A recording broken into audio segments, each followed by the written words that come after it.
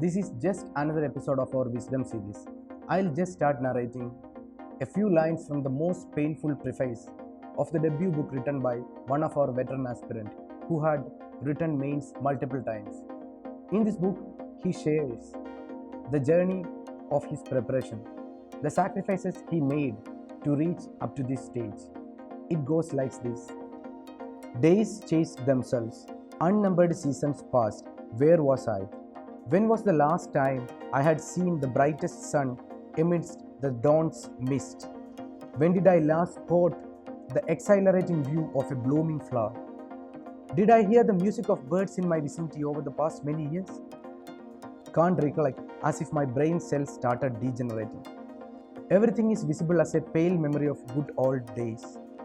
Last few days I was so upset, talking in the dark to myself. Found many faces of mine within my soul. I was consistently regretting about my lost fortunes.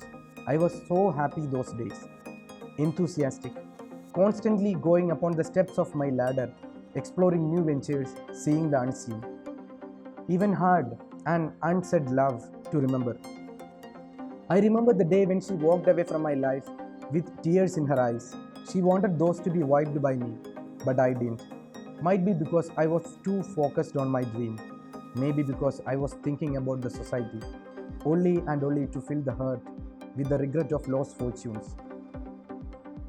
I remember my good old days when my English professor, Hindu Miss, praised me for the artistic beauty of essays in my papers. Yes, I loved writing. Always wanted to burn my midnight oil talking in the dark to myself. But the day I started to work towards my dream, I started ignoring everything at the cost of internal serenity or the glory of new experiences. I quit my writings, lost even the last drop of enjoyment within my soul, ignored others and their sorrows. I was rolling myself into a cocoon so tightly as to restrict any foreign things to enter my soul, the sight of which may prompt me to get some pain of thinking about it. I got myself inside a box and locked it from inside to blind me from the temperature and seasons changes outside. Meanwhile, somebody chose to close my box from outside as well, so that I won't come out to see the new visuals of this mysterious world, the unexplored happiness. Whoever was it, he made me a genie inside a bottle, as in Arabian fairy tales. Lived inside for countless days, so to say, years. Once I got an urge to see outside my fellow people. But the life inside the box made me so sick and tired that even I lost the strength to get it open and feel what's outside. After the hell of a job, I got a small crack to get a small peep outside. Found new faces, new terrains. Time had changed everything. I see wrinkles and shades of white hairs on the faces once I admired for their beauty. Curiosity and desperation helped me to finally break the box, and I came out as a total alien to my nativity. Someone stared at me, while most chose to ignore. All are busy with their lives, but where are they running? What's their destination? I wanted them to listen to me, but when I stopped someone after a painful exercise, I found myself without words. The difficulty was not with the vocab, but mind had gone into a deserted terrain without even tiny rooted vegetations. I wandered here and there again for countless days, finally found a tiny shoot inside my territory. While my heart started to get tender on touching its petals with my shivering hands, it started raining heavily and the entire atmosphere got dark, thanks to the darkest clouds I have ever seen, as nobody could see myself crying so hard out of intense pain. The Almighty was giving me a hope that there is a little bit of time remaining for me. I carried my hopeful shoot and started planting further in my desert. The silver lining from the clouds visited me every now and then. Yes, let me see if I can find an oasis here to settle. This is one kind of an aspirant who ignores everything when he starts towards his dream. Now I have a few set of other stories about aspirants who are on the other side of the line. One day, one girl came to us and said, "Sir, I was working for a reputed government institution, and my working time is from 9 a.m. to 7 p.m. I do this job so that I can earn myself, I can sustain myself in this journey of preparation. Ultimately what she is getting is actually a tired, unproductive 4 hours for preparing for this exam. And she was getting barely less than 10,000 rupees for this 9 a.m. to 6 p.m. or 7 p.m. work. Actually, she has made her means as her end. She was not working for this preparation. She was working for her food and for accommodation. This is one story. Another day, one aspirant came to us. He said, "Sir, I've just completed my post-graduation in medicine and I got married recently. Civil services was my passion, but to fulfill the societal aspirations of my family and of my relatives, I was working hard to reach up to this stage. Now I want to travel towards my passion and towards my dream. Now I am 30 years old. Since his age limit for this exam was 32 years, he will get hardly an attempt to travel towards his dream, to try it as a luck." This is another set of story. Now we have another aspirant. She came to us and said, "Sir, I am preparing for UPSC, but simultaneously I am preparing for 11 other exams." I immediately stood up and bowed before her, because this was the first time I was seeing a superhuman. All this happens because of the misplaced priorities. If this is just a job for you, I suggest that you go and try some other job which will pay you well and which would be easily accessible. Because for the real aspirants and even for us, this is an emotion. Please never tell me again that you are passionate about becoming a district collector or an IPS officer and want to influence people's life by making sure that you are focusing on plan B. Don't ever tell me that you are passionate about this if you are focusing on your plan B. But if you are confident to the core that this is your cup of tea and nothing else, and if you don't have a plan B, you are welcome to this fraternity. I'll tell you an interesting story to judge for yourself whether you have a plan B or not. There was a village which was rainless for years. Everything has gone barren in that land. There was no drinking water and people were begging each other for drops of water. Finally, they have decided that, okay, we'll gather ourselves and we'll start praying to God.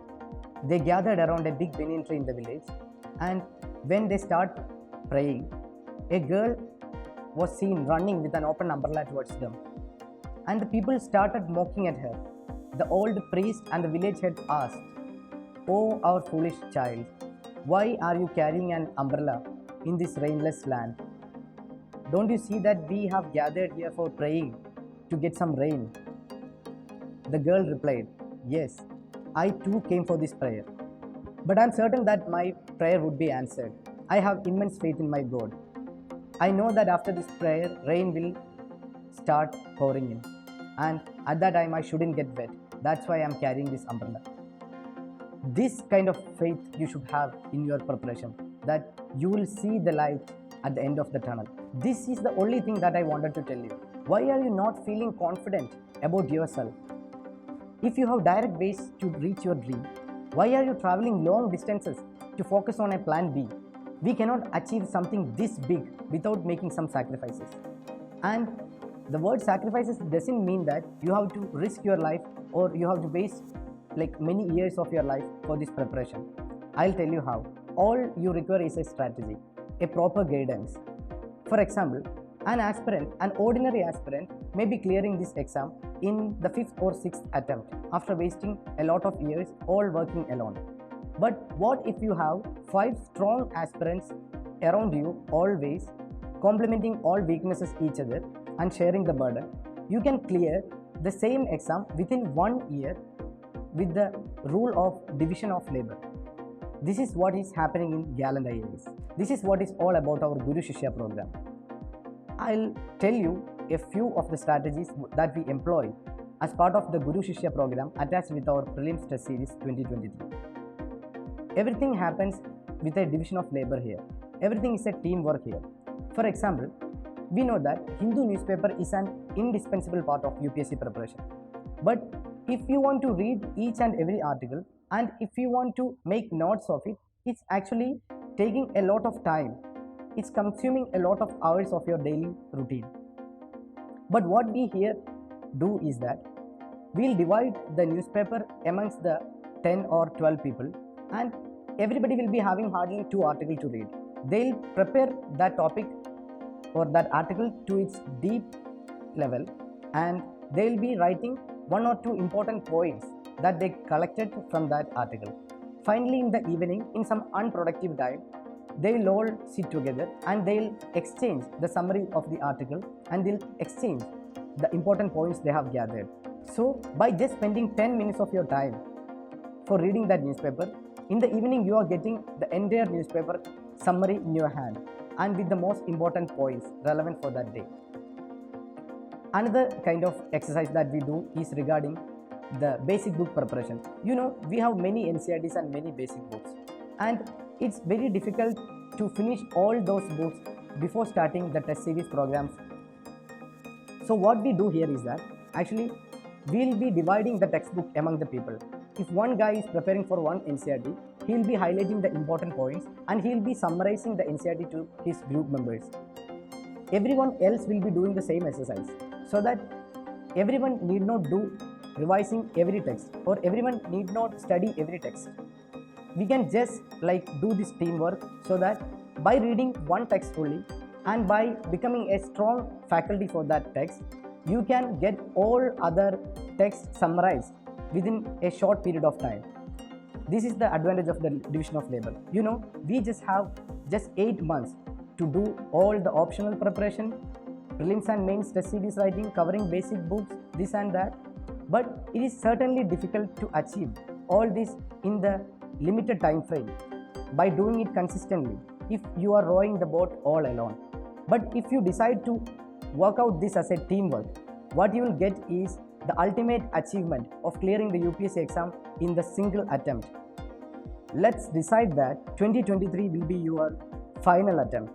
If you are convinced with this, join hands with Gallant IAS for our Guru Shishya program, the one and only revision assisted test series program in India. I'll tell you what we do in this. You will be having a revision faculty exclusively dedicated for this test series program. If you are having a test in the 6th day, the first day you people will be gathered around him and he'll start revising the syllabus topic for that test one by one. This exercise will be done for 3 hours every day. By the end of 4th day, you will be confident about the syllabus topics for that week's test.